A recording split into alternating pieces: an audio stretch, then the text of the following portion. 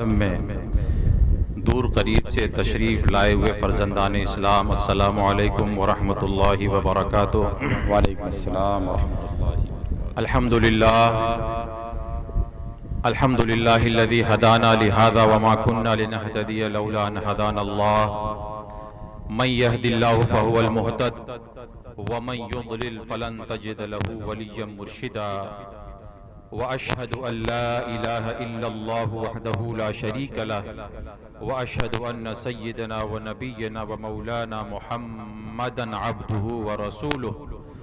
قال الله سبحانه وتعالى في محكم تنزيله بعد اعوذ بالله من الشيطان الرجيم، بسم الله الرحمن الرحيم، لقد من الله على المؤمنين إذ بعث فيهم رسولا من أنفسهم، صدق الله مولانا العظيم وصدق رسوله النبي الكريم، ونحن على ما قال ربنا ورسولنا لمن الشاهدين والشاكرين والحمد لله رب العالمين۔ عزیزان ملت اسلامیہ،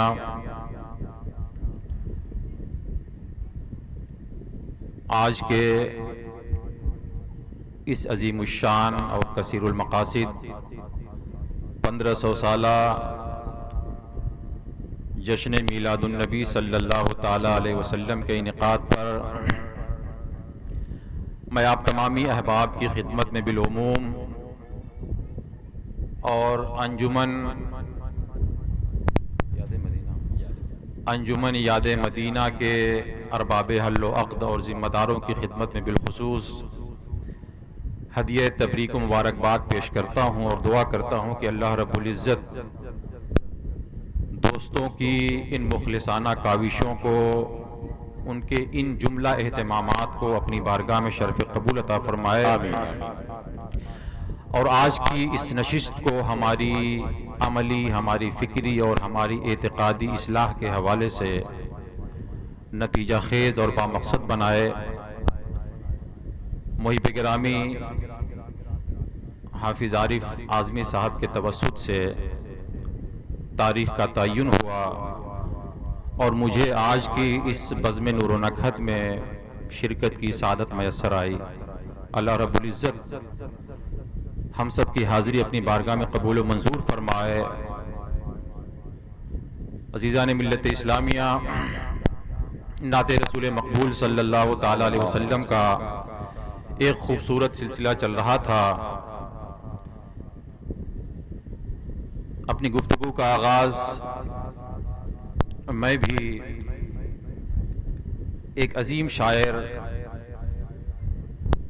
ایک عظیم نعت گو، جسے ہم عظیم نہیں کہتے، جسے ہم باکمال نہیں کہتے، بلکہ ہمارے امام اعلیٰ حضرت مجدد دین و ملت امام احمد رضا محدث بریلوی رحمۃ اللہ تعالی علیہ نے کائنات نعت کا شہنشاہ کہا ہے، اور انہیں امام نعت گویاں کا ٹائٹل دیا ہے۔ سبحان اللہ، سبحان اللہ۔ آپ سوچ سکتے ہیں کہ وہ کتنا بڑا شاعر اور کتنا بڑا نعت گو ہوگا۔ دنیا جسے مجاہد آزادی، بطل حریت، علامہ کفایت علی کافی رحمۃ اللہ تعالی علیہ کے نام سے جانتی ہے۔ کیا بات۔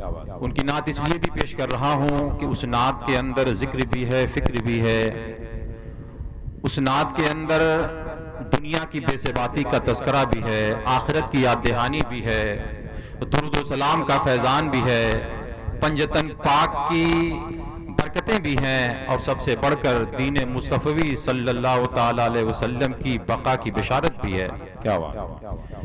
اب بھائی میرے پاس تو حافظ عارف صاحب کی طرف لہجہ نہیں ہے، لیکن بہرحال دو چند اشعار برکت کے لیے، تبرک کے لیے آپ کی خدمت میں پیش کر رہا ہوں، محبتوں سے سماعت فرمائیے گا۔ علامہ کافی رحمۃ اللہ علیہ ارشاد فرماتے ہیں، کوئی گل باقی رہے گا، نہ چمن رہ جائے گا، کوئی گل باقی رہے گا، نہ چمن رہ جائے گا، پر رسول اللہ کا دین حسن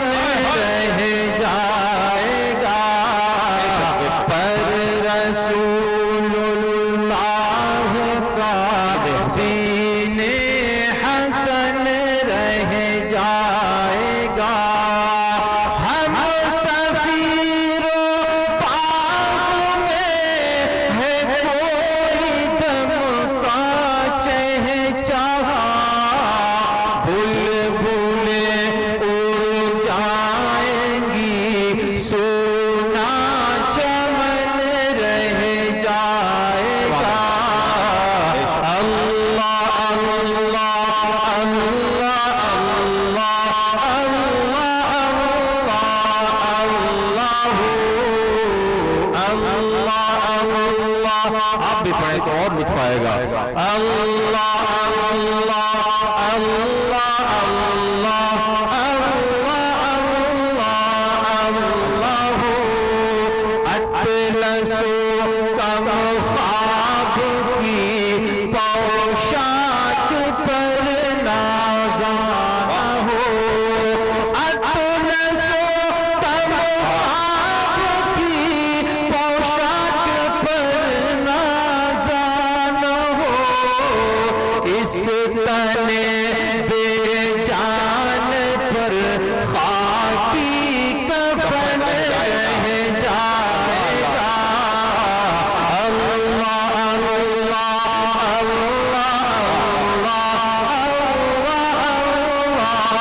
اللہ نام شاہان جہاں مٹ جائے گا لیکن یہاں. بہت خوبصورت اور عقیدے کا شعر ہے, سماعت فرمائیں. علامہ کافی فرماتے ہیں نام شاہان جہاں مٹ جائے گا لیکن یہاں. نام شاہان جہاں مٹ جائے گا لیکن یہاں حشر تک نام و نشان پنج پر رہ جائے گا. حشر تک نام و نشان پنج پر رہ جائے گا. اللہ اللہ اللہ اللہ اللہ اللہ جو پڑھے گا صاحب لولاک کے اوپر درود. جو پڑھے گا صاحب لولاک کے اوپر درود. جو پڑھے گا صاحب لولاک کے اوپر درود آگ سے محفوظ اس کا تن بدن رہ جائے گا. تو باقی رہے گا نہ چمن رہ جائے گا. پر رسول اللہ کا دین حسن رہ جائے گا. آئیے کچھ عرض و معروض سے قبل ہم اپنی عقیدتیں, اپنی محبتیں, اپنی ارادتیں تاجدار کائنات محسن انسانیت صلی اللہ تعالی علیہ وسلم کی بارگاہ میں پیش کرنے کی سعادتیں حاصل کریں. پڑھیں اللہم صلی علی سیدنا و شفیعنا و کریمنا و نبینا و مولانا محمد وعلی آلہ و اصحابہ و بارک وسلم. صلاۃ و سلام علیک یا حبیبی یا سیدی یا رسول اللہ صلی اللہ تعالی علیہ وسلم. یہ اتنے سوکھے انداز میں درود پڑھنا, یہ درود پڑھنا تو نہیں ہوا. درود پڑھنا اور اس انداز سے پڑھیں کہ اعلیٰ حضرت فرماتے ہیں عرش پہ تازہ چھیڑ چھاڑ, فرش پہ طرفہ دھوم دھام, اور کان جدھر لگائیے تیری ہی داستان ہے. خاک ہو جائیں عدو جل کر مگر ہم تو رضا, دم میں جب تک دم ہے ذکر ان کا سناتے جائیں گے. تو اس انداز سے درود پڑھیں کہ ادھر سے درود و سلام کے انوار, تجلیات اور نفحات آسمان کی طرف اٹھیں, اور پھر ادھر سے رب کی رحمتیں, اس کی برکتیں اور فتوحات آ کر ہمارے گھروں میں بسیرا کر لیں.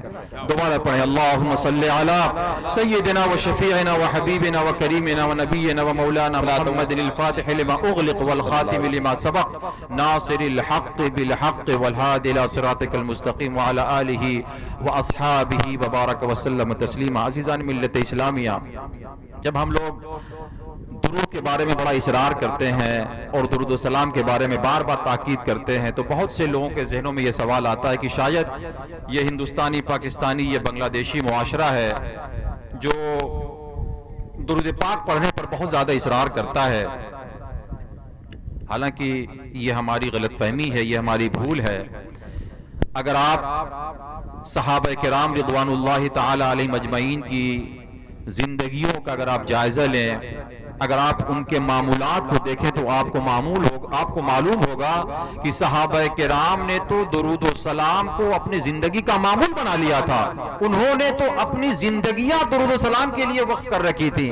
حضرت ابی بن کعب رضی اللہ تعالی عنہ بڑے پائے کے جلیل القدر صحابی رسول گزرے ہیں. ان کا علمی تفوق اور تعلق بالقرآن کا عالم یہ تھا کہ اللہ رب العزت نے اپنے پیارے حبیب صلی اللہ تعالی علیہ وسلم کو حکم دیا تھا کہ اے میرے محبوب آپ ابی سے کہیں کہ وہ آپ کو قرآن پاک پڑھ کے سنایا کرے.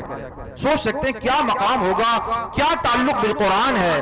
لیکن اس کے ساتھ ہی ساتھ حضرت ابی بن کعب رضی اللہ تعالی عنہ درود و سلام کے تعلق سے کس قدر یعنی سیریس ہیں اور کس طریقے سے انہوں نے اپنے روزمرہ کو درود و سلام کے لیے وقف کر رکھا تھا. حدیث پاک میں آتا ہے کہ ایک بار آپ بارگاہ رسالت مآب صلی اللہ علیہ وسلم میں عرض کنا ہوتے ہیں کہ یا رسول اللہ, میں زیادہ سے زیادہ آپ کی بارگاہ میں صلاۃ و سلام کا تحفہ پیش کرتا ہوں, یہ بتائیں کہ ڈیلی بیسس پر میں کتنا آپ کی بارگاہ میں درود بھیجا کروں. نبی کریم علیہ الصلوۃ والسلام نے اپنے عاشق کی جب اس انوکھی ادا کو دیکھا تو آپ خاموش رہے. حضرت ابی عرض کرتے ہیں یا رسول اللہ, کیا میں 24 گھنٹے میں 1/4 حصہ صرف درود کے لیے خاص کر دوں؟ نبی کریم علیہ الصلوۃ والسلام نے فرمایا کہ ابی اگر تم ایسا کرو تو بہت اچھی بات ہے, لیکن اگر اس میں مزید اضافہ کر لو یہ تمہارے حق میں اور بھی بہتر ہوگا. حضرت ابی بن کعب کہتے ہیں یا رسول اللہ ٹھیک ہے, میں 2/3 حصہ اپنے معمولات میں سے آپ پر درود و سلام کے لیے خاص کر دیتا ہوں. نبی کریم علیہ الصلوۃ والسلام نے فرمایا بہت خوب, لیکن اگر مزید اس میں اضافہ کر دو ابی یہ تمہارے حق میں بہتر ہوگا.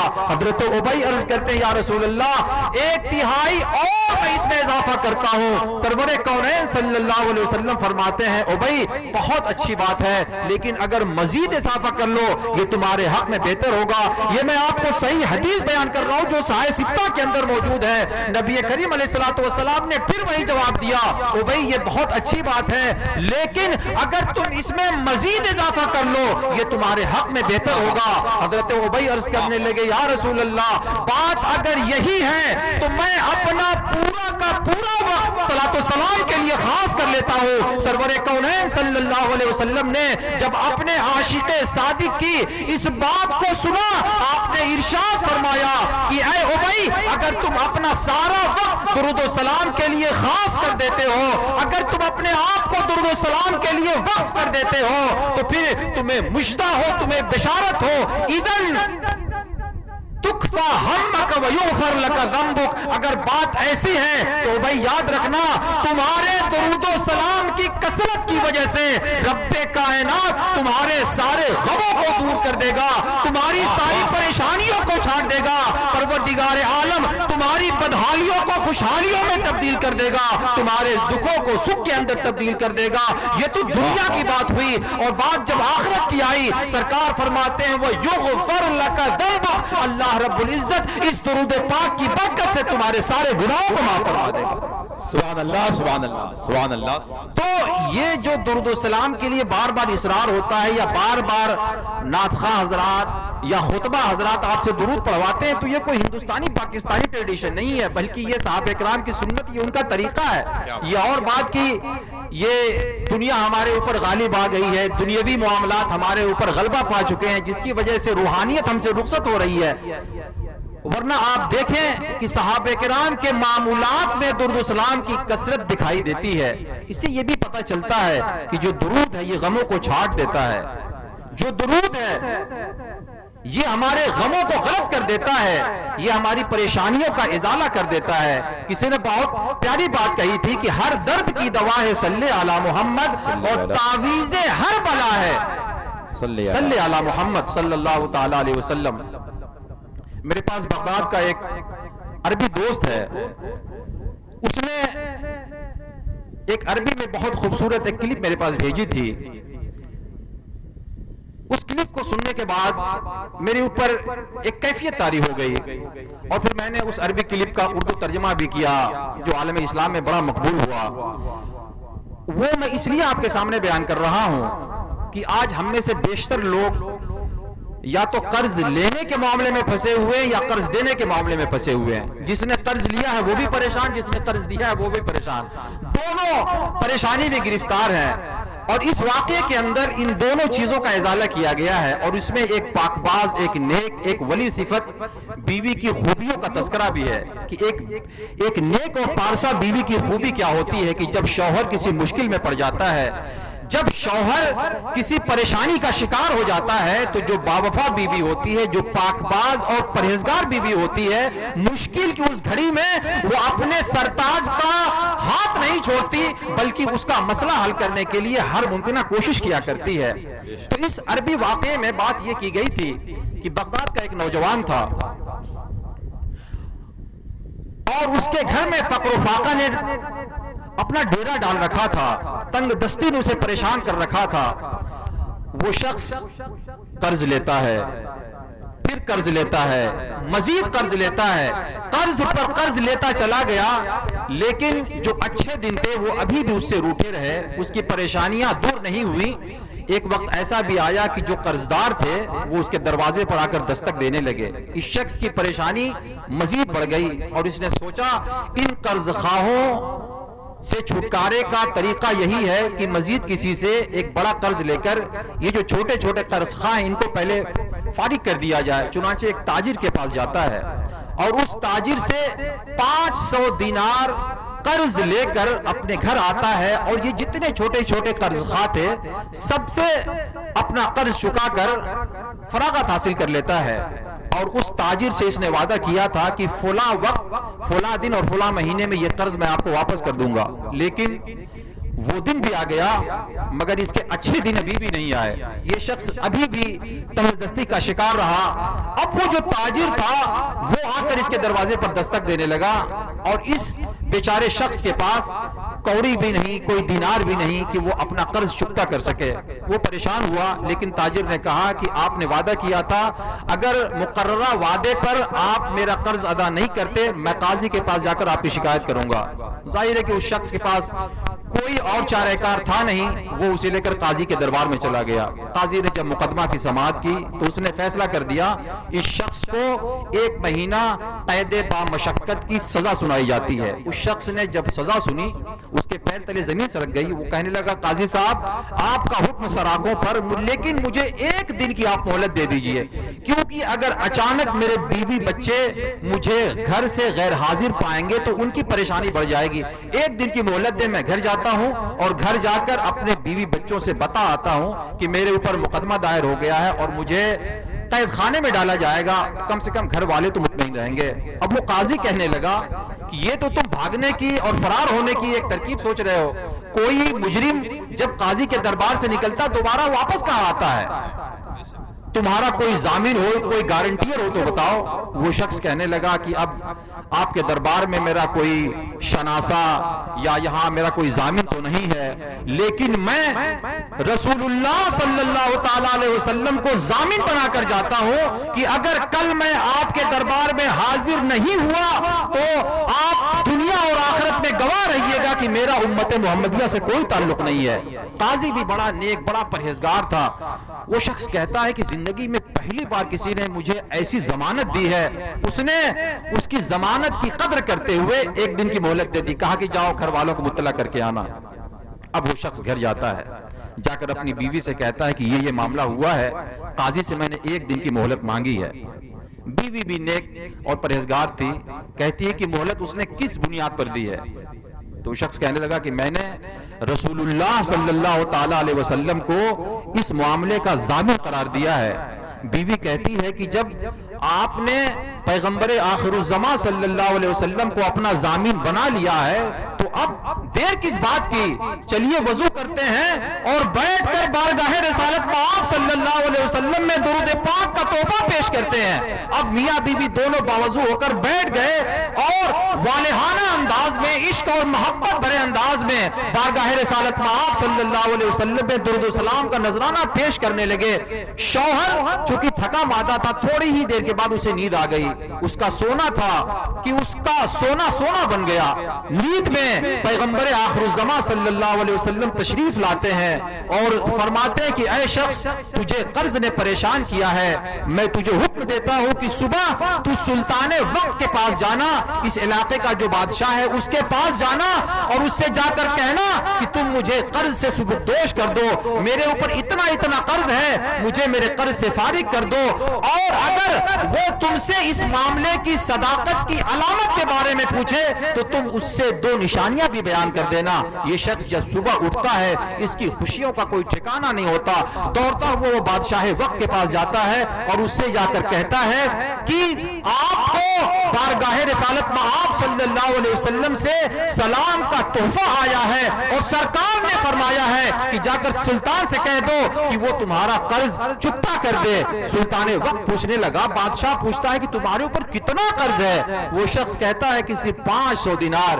یہی قرض ہے جس نے میری کمر توڑ رکھی ہے۔ بادشاہ کہتا ہے ٹھیک ہے، وہ قرض میں تمہارا ادا کر دوں گا، لیکن اس بات کی کیا یعنی گارنٹی ہے کہ تمہارے خواب والا واقعہ درست ہے، تم یہ جو بات کہہ رہے ہو یہ صحیح، اس کی صداقت کی کیا نشانی ہے؟ وہ شخص کہتا ہے کہ مجھے پتا تھا کہ آپ یہ 2 علامتیں پوچھیں گے اور یہ علامتیں سرکار نے تیرے پوچھنے سے پہلے ہی بتا دی ہیں۔ پہلی علامت یہ ہے کہ سرکار نے ارشاد فرمایا کہ بادشاہ سے جا کر کہنا کہ بادشاہ روزانہ میری بارگاہ میں 1000 درود و سلام کا نذرانہ پیش کیا کرتا ہے۔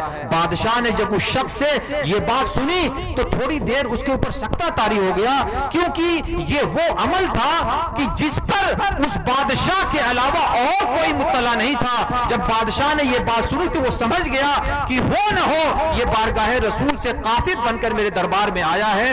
اور دوسری علامت یہ ہے کہ گزشتہ رات جب آپ درود و سلام کا نذرانہ بارگاہ رسالت میں پیش کر رہے تھے تو گنتی کرنے میں آپ کو شبہ لاحق ہو گیا تھا، گنتی کرنے میں آپ ششوپج میں پڑ گئے تھے، لیکن سرکار نے یہ بشارت دی ہے کہ جا کر بادشاہ سے کہہ دینا کہ تمہارا درود و سلام 1000 بار پورا کا پورا بارگاہ رسالت میں قبول و مقبول ہو چکا ہے۔ وہ بادشاہ جب اس شخص سے یہ دونوں علامتیں سنتا ہے اس کے اوپر گریا کی ایک کیفیت طاری ہو جاتی ہے، وہ بے ساختہ رونے لگتا ہے اور اس کے بعد اپنے خادم خاص کو بلوا کر کہتا ہے کہ 500 دینار یہ جو بیت المال ہے اس سے ادا کیے جائیں، اور پھر اپنے خادم خاص کو بلا کر کہتا ہے کہ 2500 دینار میری جیب خاص سے، میرا جو ذاتی خزانہ ہے، جو رویل ٹریجر ہے، اس کے اندر سے ادا کیا جائے۔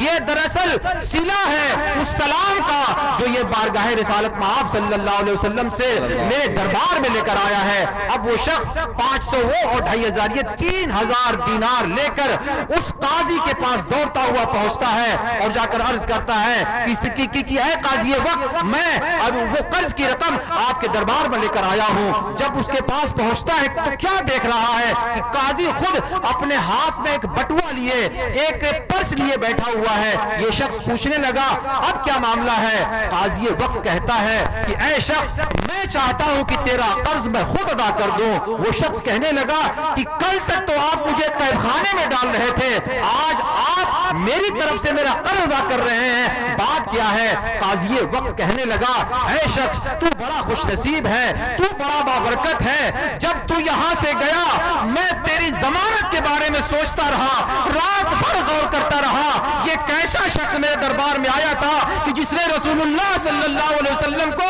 اپنے معاملے کا ضامن بنا دیا ہے۔ خداوند قدوس کی عزت کی قسم، رات جب سویا میری قسمت جاگ گئی اور میں نے رات میں پیغمبر آخر الزمان صلی اللہ علیہ وسلم کی زیارت کی ہے۔ اے شخص، تو بڑا بابرکت ہے، تیری وجہ سے مجھے سرکار کی زیارت نصیب ہوئی ہے، اس لیے میں چاہتا ہوں کہ تیرا قرض میں خود ادا کر دوں۔ چنانچہ وہ 500 دینار وہ اس شخص کو ادا کرنے لگتا ہے۔ اتنے ہی دیر میں وہ تاجر بھی آ جاتا ہے۔ تاجر جب قاضی کے پاس آتا ہے تو آ کر کہنے لگا کہ اے قاضی وقت، میں اپنا قرض معاف کر رہا ہوں۔ اب وہ دونوں پوچھنے لگے تمہارا کیا معاملہ ہے؟ تم نے نے ہی تو اس شخص کو اس کے گھر سے پکڑ کر لایا تھا, اس کے اوپر مقدمہ چلایا تھا. اب جب اسے سزا سنا دی گئی, اب تم اپنا قرض معاف کرنے لگے. وہ کہنے لگا اے قاضی یہ شخص بڑا نیک پرہیزگار تھا, مجھے اس کی پرہیزگاری کا علم نہیں تھا. کل جب میں گھر پر گیا ہوں, رات جب سویا ہوں, پیغمبر آخر الزمان صلی اللہ علیہ وسلم میرے خواب میں تشریف لائے اور انہوں نے مجھے اپنا دیدار کرایا ہے, اور اس کا ذریعہ اور سبب یہ شخص بنا ہے. اس لیے نہ صرف یہ کہ میں اس کا قرض معاف کرتا ہوں, بلکہ 500 دینار مزید میں اس کی خدمت میں پیش کرتا ہوں. اللہ اکبر. میرے بزرگوں اور دوستوں سوچیں, وہ شخص 500 دینار کے لیے مارا پھر رہا تھا, اور ادھر اللہ کی شان اور درود و سلام کا فیضان دیکھیں کہ 4000 دینار لے کر خوشی خوشی وہ اپنے گھر لوٹ رہا تھا. نعرہ تکبیر, نعرہ رسالت, جشن عید میلاد النبی, مسلک اعلی حضرت, یادگار عزیزان ملت اسلامیہ, آپ ذرا غور فرمائیں کہ اگر بیویاں جب ایسی نیک ہوا کرتی ہیں, بیویاں جب ایسی پارسا ہوا کرتی ہیں, تو پھر اسی طریقے سے مشکلات چھٹ جایا کرتی ہیں, اسی طرح سے پھر مسائل حل ہو جایا کرتے ہیں, اسی طرح سے بدحالیاں خوشحالیوں میں تبدیل ہو جایا کرتی ہیں. ایک بار درود شریف پڑھ لیں, دل سے پڑھیں, اللہم صلی علی سیدنا و شفیعنا و حبیبنا و قریبنا و نبینا و مولانا محمد وعلی آلہ و اصحابہ وبارک وسلم, صلاۃ و سلام علیک یا حبیبی یا سیدی یا رسول اللہ صلی اللہ تعالی علیہ وسلم. عزیزان ملت اسلامیہ, خطبہ مسنونہ کے بعد جس آیت کریمہ کی تلاوت سے میں نے اپنے آپ کو مشرف کیا, اللہ رب العزت ارشاد فرماتا ہے لَقَدْ مَنَّ اللَّهُ عَلَى الْمُؤْمِنِينَ إِذْ بَعَثَ فِيهِمْ رَسُولًا مِّنْ أَنفُسِهِمْ. یہ ایک ایسی آیت کریمہ ہے کہ جس کے بہت سے لطائف ہیں, بہت سے معارف ہیں, اس کے بہت سے اینگل, بہت سے زاویے ہیں. اب تھوڑے سے وقت میں اتنی گنجائش نہیں کہ اس کے بہت سے معارف آپ کے سامنے پیش کیے جائیں. کچھ موٹی موٹی باتیں جو آج کے سامعین کے لیے کفایت کر جائیں گی, انہیں پر اکتفا کیا جائے گا. سب سے پہلی بات اس آیت کریمہ کے حوالے سے ہمیں یہ سمجھنی ہے کہ اللہ نے فرمایا کہ بے شک مومنین کے اوپر, اہل ایمان کے اوپر اللہ رب العزت کا بڑا کرم ہو گیا ہے. اس نے احسان کر دیا ہے اہل ایمان کے اوپر کہ اس نے انہی میں سے ایک ذیشان رسول مبعوث فرما دیا ہے. وہ رسول جو بڑی عظمتوں کا مالک تھا, جو بڑے کمالات کا حامل تھا, جو ہر جہان کا پیغمبر تھا اور ہے, وہ کسی بھی جہان میں مبعوث ہو سکتا تھا. لیکن یہ ہماری اور آپ کی خوش نصیبی کہ اللہ رب العزت نے اس ذیشان رسول کو ہمارے درمیان مبعوث فرمایا ہے. ورنہ سارے جہان اس پیغمبر آخر الزمان صلی اللہ علیہ وسلم کے 100 جان سے منتظر تھے. کسی شاعر نے کہا کہ وہ ہر عالم کی رحمت ہیں, کسی عالم میں رہ جاتے ہیں. بے شک وہ رحمت للعالمین ہیں, وہ ہر عالم کی رحمت ہیں, کسی عالم میں رہ جاتے. یہ ان کی مہربانی ہے کہ یہ عالم پسند آیا کہ سرکار ہمارے عالم میں تشریف لے آئے. حضرت امام شافعی رحمت اللہ تعالی علیہ بڑی خوبصورت بات نقل فرماتے ہیں. وہ لکھتے ہیں کہ اللہ رب العزت کے 70,000 انبیاء کرام ایسے گزرے ہیں کہ جنہوں نے اپنی بستی کو, اپنے وطن کو, اپنے گھر بار کو خیرآباد کر کے مکے کو اپنا وطن بنا لیا تھا. مکے میں آ کر وہ سکونت پذیر ہو گئے تھے. کیوں چھوڑا تھا انہوں نے اپنے وطن کو؟ کیوں انہوں نے اپنی بستیاں ترک کر دی تھی؟ ہجرت کر کے ہجرت کر کے مکہ تشریف لے آئے تھے. امام شافعی فرماتے ہیں عالم ارواح میں اللہ رب العزت نے انبیاء اور مرسلین سے جو عہد لیا تھا کہ ایک پیغمبر تمہارے درمیان جلوگر ہونے والا ہے, اگر تمہیں خوش قسمتی سے اس کا زمانہ مل جائے لَتُؤْمِنُنَّ بِهِ وَلَتَنْصُرُنَّ, تو تمہارے لیے اس کے اوپر ایمان لانا اور اس کی امداد و نصرت کرنا یہ ضروری ہو جائے گا. تو یہ انبیاء اپنی بستیوں میں بیٹھ کر انتظار نہیں کرتے رہے، کیونکہ انہوں نے آسمانی صحیفوں میں پڑھ رکھا تھا کہ اس نبی کا جو مولد ہوگا اس کا میلاد مکے کے اندر ہونے والا ہے. اس لیے انہوں نے اپنی بستیوں میں بیٹھ کر انتظار نہیں کیا، بلکہ جہاں میلاد النبی صلی اللہ علیہ وسلم ہونے والا تھا وہاں پر 70,000 انبیاء اپنی خوابگاہوں کو، اپنی بستیوں کو چھوڑ کر مکے کی سرزمین پر فروکش ہو گئے تھے. انتظار کرتے رہے اور راہیں تکتے رہے، وہ پیغمبر آنے والا ہے. لیکن وہ اسی انتظار میں اس دنیا سے تشریف لے گئے اور پھر مکے کے اندر ہی ان کی قبریں بنی، اس امید پر کہ وہ پیغمبر آخر الزماں ہماری زندگی میں تو تشریف نہیں لایا، لیکن کوئی وقت تو جائے گا، کوئی زمانہ تو آئے گا، وہ پیغمبر آخر الزماں مکے کی سرزمین پر پیدا ہوگا، مکے کی سرزمین پر خرام ناز فرمائے گا. اسی پر اس کے قدوم میمنت نزوم لگیں گے.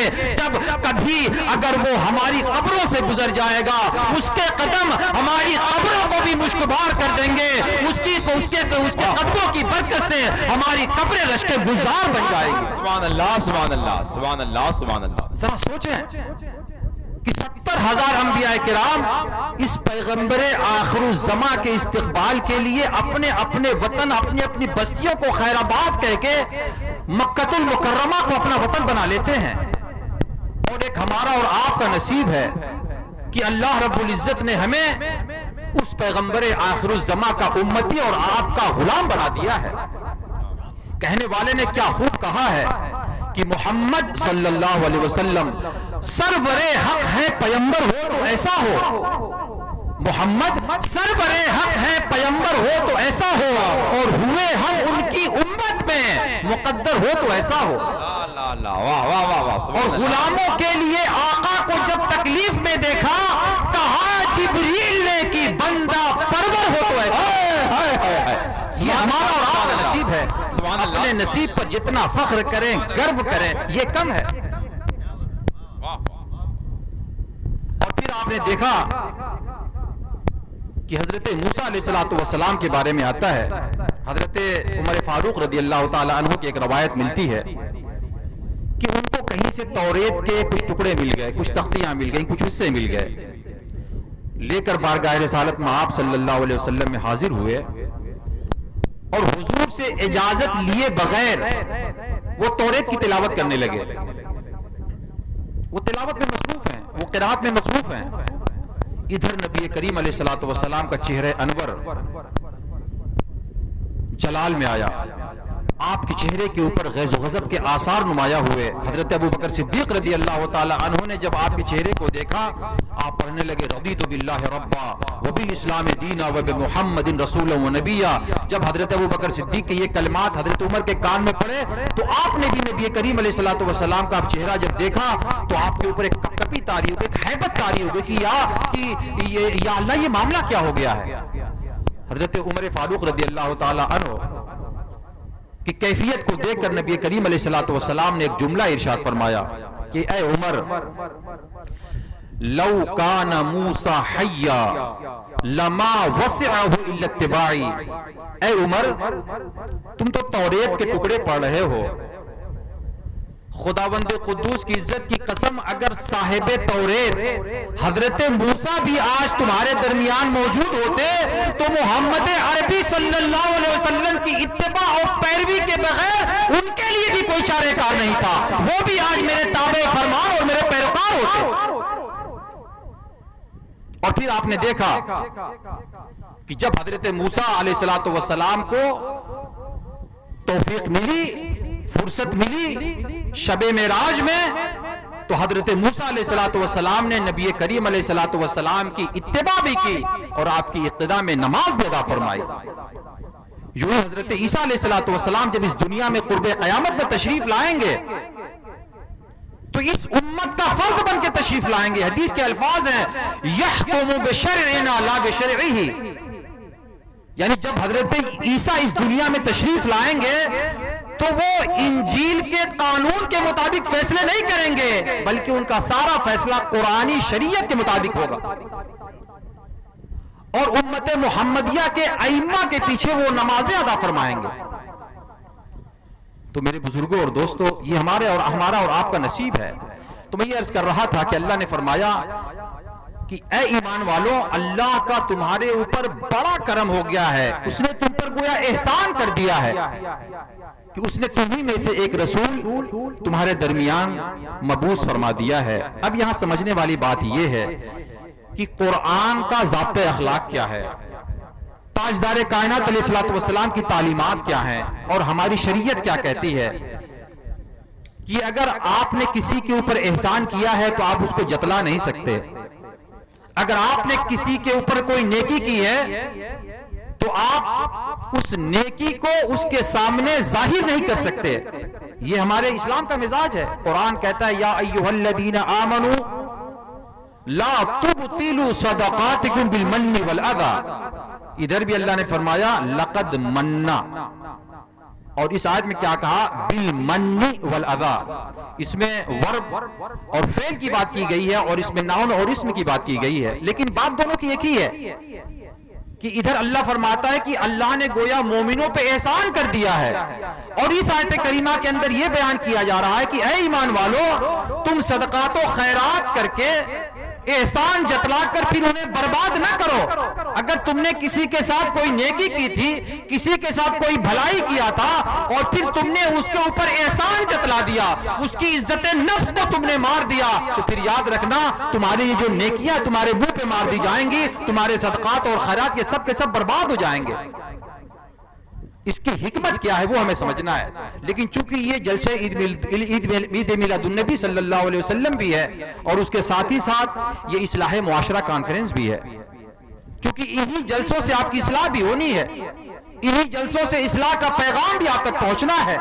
اب اس میں سمجھنے والی بات یہ ہے کہ ہم کتنے طریقوں سے اپنے صدقات کو برباد کرتے رہتے ہیں. حکم تو یہ تھا، کانسیپٹ تو یہ بنا تھا کہ نیکی کر دریا میں ڈال. یہ کانسیپٹ یہی سے بنا ہے کہ نیکی جب کریں تو نیکی کرنے کے بعد اسے آپ دریا میں ڈال دیں. مطلب کیا ہوا؟ اسے بھول جائیں، اسے اپنے دل و دماغ سے نکال دیں.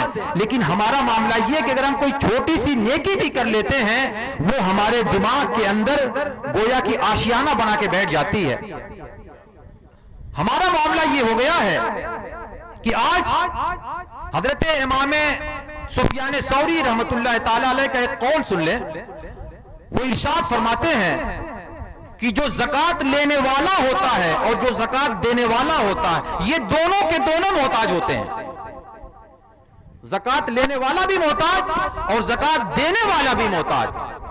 زکوٰۃ لینے والا اس لیے محتاج ہوتا ہے کہ اس کو دولت کی ضرورت ہوتی ہے. زکوٰۃ دینے والا اس لیے محتاج ہوتا ہے کہ اس کو ثواب کی ضرورت ہوتی ہے.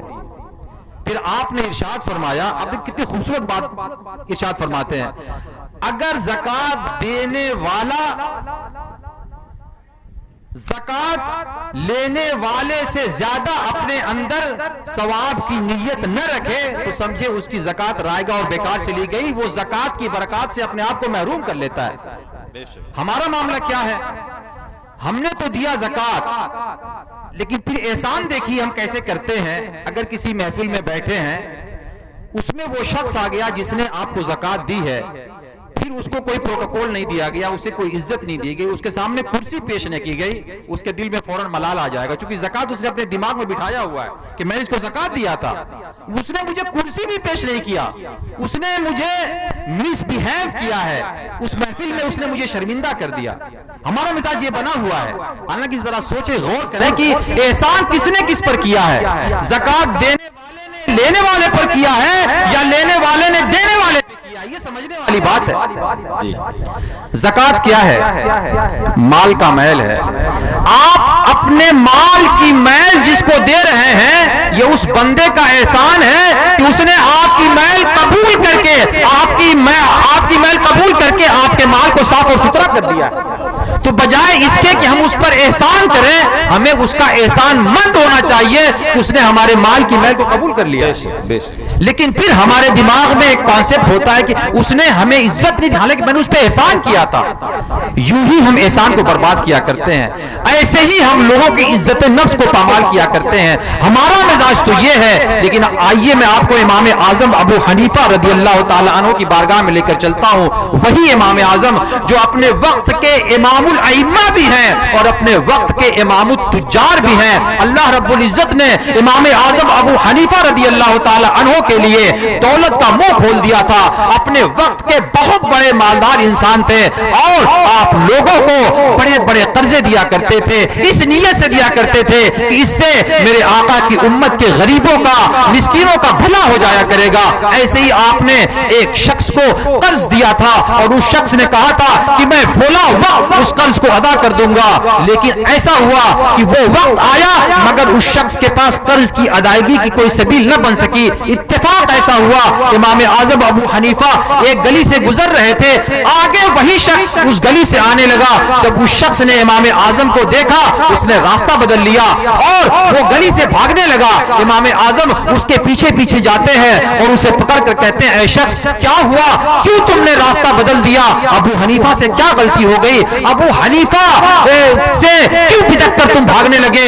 وہ شخص کہتا ہے کہ اے امام اعظم، کیا آپ کو پتہ نہیں ہے کہ میں وہی شخص ہوں کہ جس نے آپ سے اتنا اتنا قرض لیا تھا اور وعدہ بھی کیا تھا کہ میں فلاں دن یہ قرض واپس کر دوں گا، لیکن وہ دن تو آیا لیکن میرے اچھے دن نہ آئے کہ میں آپ کا قرض چکتا کر سکوں، اس لیے میں نے آپ کو دیکھ کر راہ فرار اختیار کرنی چاہیے کہ کہیں آپ مجھ سے اس قرض کا مطالبہ نہ کر دیجیے گا۔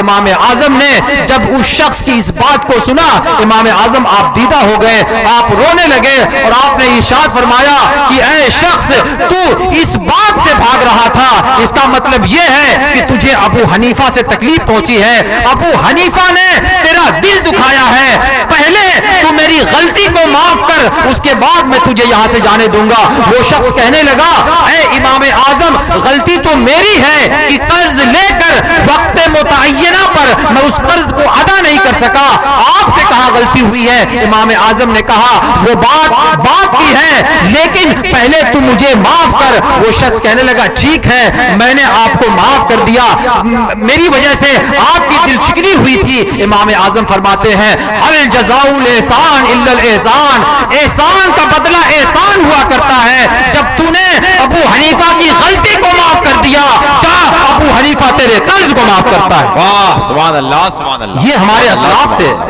یہ ہمارے امام ہیں کہ ہم لوگوں کی عزت نفس کو پامال کرتے ہیں، تھوڑی سی بات، تھوڑی سی نیکی کر کے ہم اسے جتلاتے پھرتے ہیں، اور اپنے امام کا رویہ، اپنے امام کا طریقہ دیکھیں کہ امام اعظم ابو حنیفہ رحمت اللہ تعالی علیہ کس طریقے سے لوگوں کی عزت نفس کا خیال فرماتے ہیں، کس طرح آقا کی امت کی خبرگیری فرما رہے ہیں۔ تو میرے بزرگوں اور دوستوں، میں یہی عرض کر رہا تھا کہ آج ہمارے معاشرے کا مزاج کچھ ایسا بن گیا ہے۔ اللہ رب العزت نے قرآن میں جو فرمایا تھا کہ لقد من اللہ علی المؤمنین اذ بعث فیہم رسولا، اللہ کا اہل ایمان کے اوپر بہت بڑا احسان ہو گیا ہے۔ قرآن تو یہ کہتا ہے کہ احسان کر کے جتلانا نہیں ہے، لیکن اللہ رب العزت خود محبوب کو بھیجنے والا ہے، خود محبوب کو بھیج کر بندوں پر احسان بھی کر رہا ہے اور ساتھ ہی اس احسان کو جتلا بھی رہا ہے کہ لوگوں، میں نے یہ محبوب تمہارے درمیان بھیجا ہے اور میں جتلا بھی رہا ہوں۔ اے میرے مولا، تو نے قرآن میں اصول تو یہ بنایا تھا، احسان کر کے جتلانا نہیں ہے، نیکیاں کر کے اسے ظاہر نہیں کرنا ہے، لیکن تو نے جب نعمت وجود مصطفیٰ کو دنیا کے اندر مبعوث فرمایا، تو نے احسان کیوں جتلایا ہے؟ رب کائنات فرماتا ہے، اے لوگوں، میں نے تمہیں دنیا کی ہر نعمت دی تھی، میں نے تمہیں کائنات کی ہر نعمت سے نوازا تھا، لیکن میں کسی نعمت پر احسان نہیں جتلاتا۔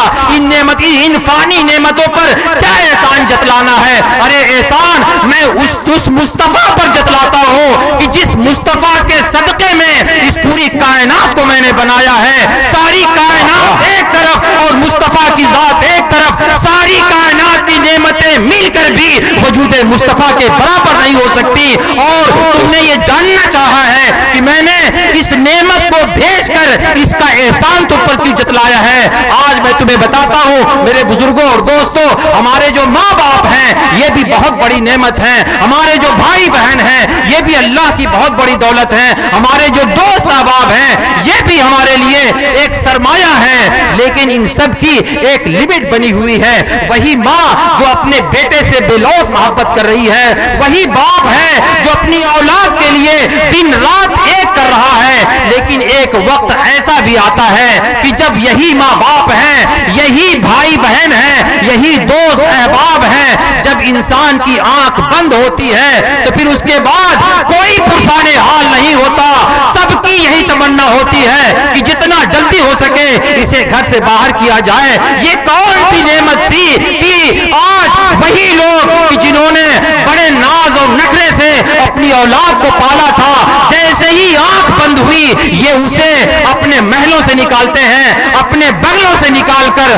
ایک قبر کی اندھیری کوٹھی میں ڈال آتے ہیں۔ وہ اللہ نے فرمایا کہ میں تمہارے ان ماں باپ کا کیا احسان جتلاؤں، تمہارے ان بھائی بہن کا کیا احسان جتلاؤں، تمہارے دوست احباب کا کیا احسان جتلاؤں۔ آج جب تمہاری اولاد کے اوپر، آج جب تمہارے ماں باپ کے اوپر مصیبت کا وقت آیا ہے، آج جب ان کی آنکھ بند ہو گئی ہے، آج کوئی ان کے کام نہیں آ رہا ہے، ارے میں تمہارا کیا احسان جتلاؤں۔ احسان میں اس مصطفیٰ کا جتلاتا ہوں جس قبر کی کوٹری سے تمہاری ماں، تمہارا باپ، تمہارے بھائی اور تمہارے دوست احباب چھوڑ کر چلے آئے، وہاں میرا مصطفیٰ اس قبر کی اندھی کوٹری میں مدینے سے پہنچ چکا ہے۔ سبحان اللہ، نعرہ تکبیر، نعرہ رسالت، جشن عید میلاد النبی۔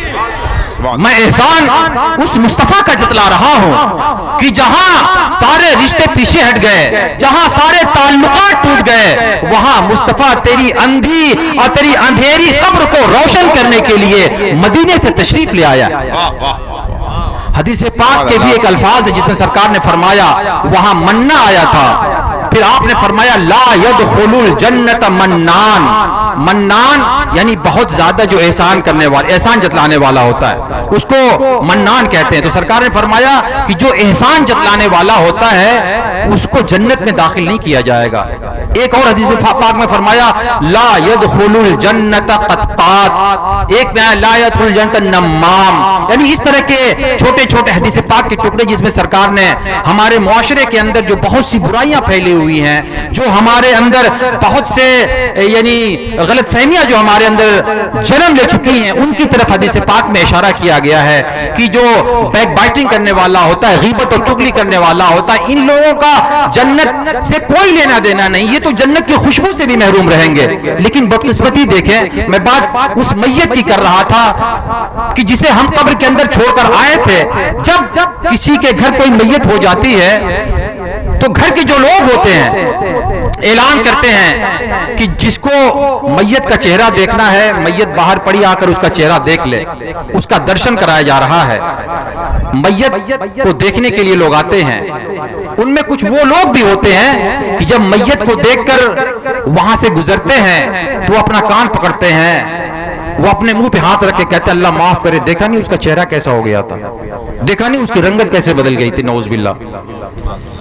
کم بخت، اس شخص نے تو اپنی دنیا چھوڑ دی لیکن تم نے ابھی اس کا پیچھا نہیں چھوڑا۔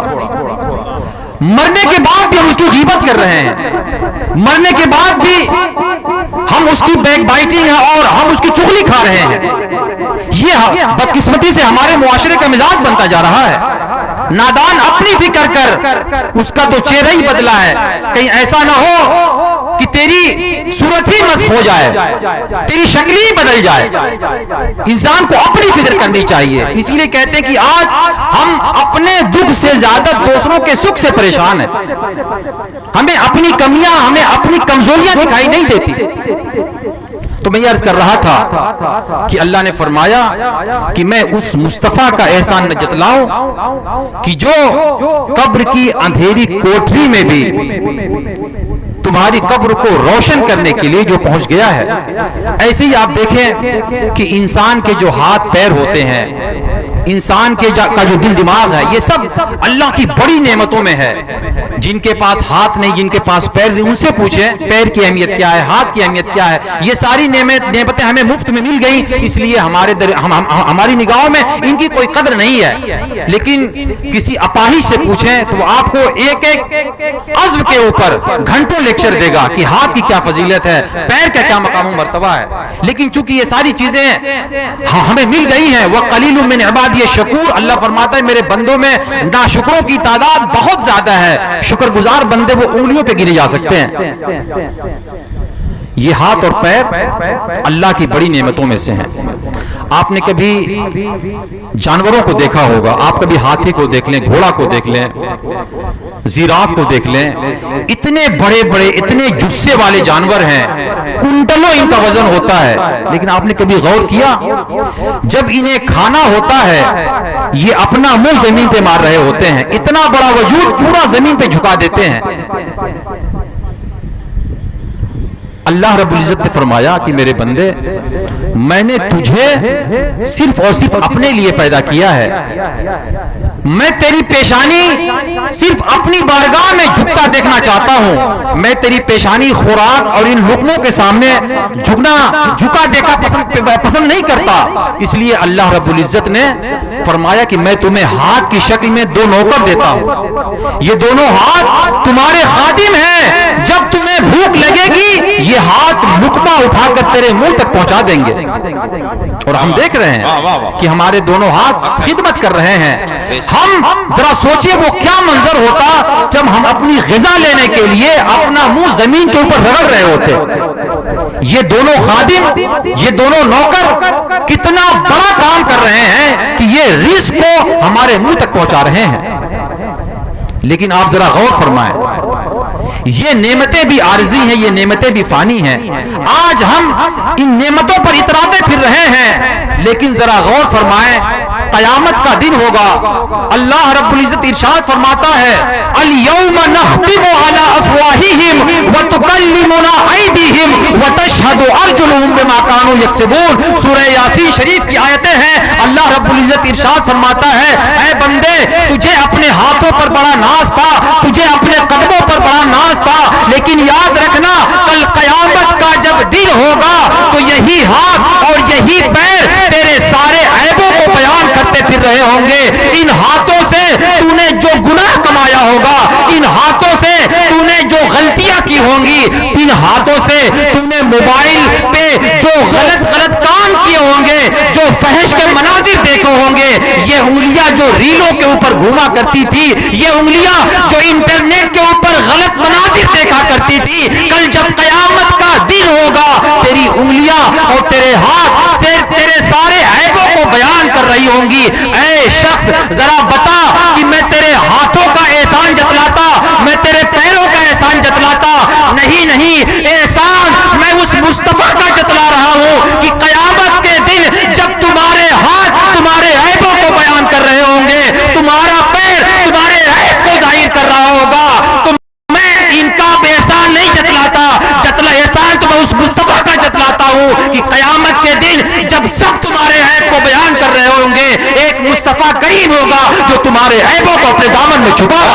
واہ واہ واہ، سبحان اللہ سبحان اللہ سبحان اللہ سبحان اللہ. تو عزیزان گرامی قدر، ہمیں معلوم ہونا چاہیے کہ نبی کریم علیہ الصلوۃ والسلام کا وجود ہمارے لیے کتنی بڑی نعمت ہے، کتنی بڑی نعمت ہے. اسی لیے اللہ رب العزت نے اس نعمت کا احسان جتلایا. لقد من اللہ علی المؤمنین اذ بعث فیہم رسولا. لوگوں تم پر احسان ہو گیا ہے، تم پر کرم ہو گیا ہے رب کائنات کا کہ اس نے وہ عظیم اور وہ ذیشان رسول تمہارے درمیان مبعوث کر دیا ہے. آج کی یہ جو محفل ہے، آج کی یہ جو بزم ہے، 1500 سالہ میلاد النبی صلی اللہ علیہ وسلم کے حوالے سے منعقد کی گئی ہے. عزیزان ملت اسلامیہ، آپ نے اس موقع موقع پہ بارہا یوٹیوب کے اوپر انٹرنیٹ کے اوپر طرح طرح کی کلپ سنا ہوگا کہ اس 1500 سالہ میلاد النبی کے موقع پر عشاق رسول نے نئے نئے طریقے سے بارگاہ رسالت مآب صلی اللہ علیہ وسلم میں اپنی عقیدتوں کا خراج پیش کیا ہے. کوئی ہزار بار دلائل الخیرات شریف کا ورد بارگاہ رسالت مآب میں پیش کر رہا ہے. کسی نے لاکھ بار ختم قرآن کی جو سوغات ہے وہ بارگاہ رسالت مآب صلی اللہ علیہ وسلم میں پیش کرنے کی سعادت حاصل کی ہے. کوئی کروڑ درود بارگاہ رسالت مآب میں پیش کرتا ہوا دکھائی دے رہا ہے. کسی نے 15,000 مساجد پوری دنیا میں بنانے کا عہد کیا ہے. کوئی 1500 جوڑے اللہ کے نام پر بیا رہا ہے. یعنی طرح طرح سے عاشقوں نے اس 1500 سالہ پروگرام کو یادگار بنانے میں کوئی کسر نہیں چھوڑی ہے. آئیے آج کے اس پروگرام کے اندر, اس محفل میلاد النبی کے اندر ہم بھی اپنی زندگیوں میں تبدیلی لانے کی شروعات کرتے ہیں. 1500 سالہ میلاد کو ہم اس طریقے سے منائیں, یہ 1500 سالہ میلاد ہماری زندگی کے لیے انقلاب بن جائے, یہ موقع ہمارے لیے ایک یادگار بن جائے, ایک تاریخ بن جائے. اب ظاہر ہے کہ ہماری بساط اتنی تو نہیں ہوتی کہ ہم دنیا بھر 15,000 مساجد بناتے پھریں. ایک مسجد کی تعمیر, ایک مسجد کی ترقی اور آبادی ہی میں ہماری پوری زندگی کھپ جاتی ہے. لیکن اللہ نے ایسے لوگوں کو بھی پیدا فرمایا ہے کہ جو 15,000 مسجدیں بنانے کا جنہوں نے عزم کیا ہے, اور نہ معلوم کتنی وہ بنا چکے ہیں. لیکن ہم کمزور لوگ, وہ جو مالی اعتبار سے اتنا بڑا کام نہیں کر سکتے, لیکن بہت کچھ ہم کر سکتے ہیں. ہم میں سے اللہ نے ہر ایک کو الگ الگ صلاحیتوں سے نوازا ہے. آئیے اس موقع پر ہم اس بات کا عہد کرتے ہیں کہ اس 1500 سالہ میلاد النبی صلی اللہ علیہ وسلم کے موقع پر ہم 15 سنت نبی کریم علیہ الصلوۃ والسلام کی اپنی زندگی میں زندہ فرمائیں گے. وہ سنتیں کہ جو روزمرہ سے متعلق ہیں, کہ جن سنتوں کو ہم نے نظر انداز کر دیا ہے, جنہیں ہم نے پامال کر دیا ہے, جن سنتوں کی ہماری نگاہ میں کوئی قدر نہیں ہے, ان سنتوں میں سے اگر 15 سنتیں ہم نے اپنی زندگی میں زندہ کر دی تو سمجھ لیں کہ 1500 سالہ میلاد النبی یہ ہمارے لیے یادگار بن گیا ہے. عزیزان گرامی قدر, آپ ذرا سوچیں سرور کائنات علیہ السلام, یہ کتنا آسان عمل ہے. اس میں نہ پیسے خرچ ہونے ہیں, نہ انرجی خرچ ہونی ہے, صرف آپ کو اپنی روٹین بدل لینی ہے. اگر آپ نے جیسے کہتے ہیں مائنڈ اوور دا میٹر, جب آپ کسی چیز کا ارادہ کر لیتے ہیں اللہ اس کے لیے راستہ بنا دیا کرتا ہے. والذین جاہدوا فینا لنہدینہم سبلنا, اللہ فرماتا ہے جو ہمارے راہ میں جد و جہد کرتے رہتے ہیں, محنت کرتے رہتے ہیں, عزم مصمم کر لیتے ہیں, ارادے ان کی طرف سے ہوتے ہیں, انہیں تکمیل تک پہنچانا ہمارا کام ہوتا ہے. اگر آپ ارادہ کر لیں ہم اپنی زندگیوں میں 1500 سالہ میلاد کے تناظر میں 15 وہ سنتیں جنہیں ہم نے نظر انداز کر دیا ہے, جو ترک ہو گئی تھی ہماری زندگیوں میں, ان کو اگر ہم زندہ کرنے کا عہد کر لیں, خدا کی عزت کی قسم یہ سمجھیں 1500 سالہ میلاد النبی کا جشن کامیاب ہو گیا. اور آپ 15 سنتوں کو زندہ کر کے آپ اپنی زندگی, اس زندگی میں بھی کامیابیوں سے ہمکنار ہو جائیں گے, اور جو آنے والی زندگی ہے اس میں بھی کامیابی آپ کا مقدر ہو جائے گی. پیارے آقا رحمت سراپا صلی اللہ علیہ وسلم کا ارشاد سنیں, آپ نے فرمایا من تمسک بسنتی عند فساد امتی فلہ اجر 100 شہید, کہ جو شخص میری ان سنتوں کو, جبکہ میری سنتیں پامال ہو رہی تھی, میری سنتوں کو چھوڑا جا رہا تھا, میری سنتوں کے ساتھ مذاق کیا جا رہا تھا, ایک فساد کے زمانے میں, ایسے دور میں کہ جب میری سنتوں کی کوئی قدر نہیں تھی, ایسے دور میں اگر کوئی اٹھتا ہے میری سنتوں کو زندہ کرتا ہے, اسے صرف ایک شہید کا نہیں بلکہ 100 شہیدوں کا ثواب عطا فرمایا جائے گا. واہ واہ واہ, سبحان اللہ, اللہ اکبر, ماشاءاللہ, مرحبا مرحبا.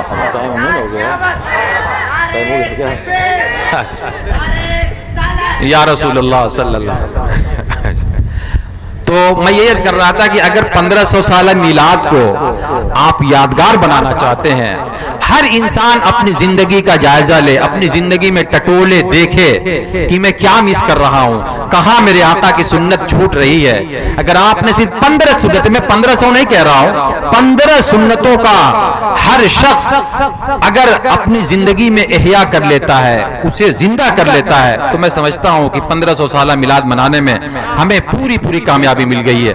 اللہ کی بارگاہ میں دعا ہے کہ پروردگار عالم اس 1500 سالہ میلاد مبارک کو ہمیں اپنی زندگیوں میں سنتوں کے احیاء کی شکل میں یادگار بنانے کی توفیق مرحمت فرمائے. وما علینا الا البلاغ.